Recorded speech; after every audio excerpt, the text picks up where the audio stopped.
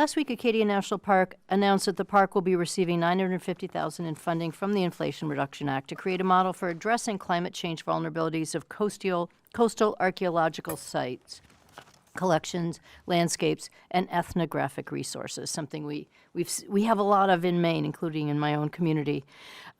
Acadia will be using the two-eyed seeing model to meaningfully integrate indigenous knowledge with Western science. The project will build on 15 years of consultation at Acadia National Park, St. Croix International, Island International Historic Site, and Roosevelt Campobello International Park with the Wabanaki tribes. This is just one example of the amazing work the Inflation Reduction funding will support to prepare parks across the country to be resilient to climate change. The National Park Service just announced projects to be funded by the full $195 million. So could you just tell me, I know a little bit about what's going on in my own state, but I'd like to know what other types of work are going on and how the funding will support the work across the park system. We have been extremely proud of the work we've been able to do with tribes. I appreciate you mentioning indigenous knowledge. We believe very strongly that that is science that we all need to pay attention to, and it is really helping us to steward these lands.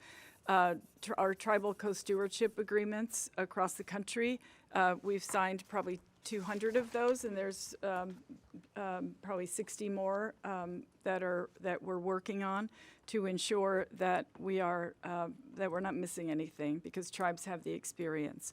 And as you know, yes, more than 1/3 of coastal parks are at significant risk from sea level rise, coastal erosion, and storm surge that's happening on all of our coasts. The NPS budget includes $4 million for additional climate vulnerability studies and $2.5 million for climate-related natural resource projects at the parks. Both of those investments could help the National Park Service make progress in addressing climate resiliency. We'll keep our eyes on that and continue to work as needed, and certainly bring tribes into the fold when it comes to how we steward those lands.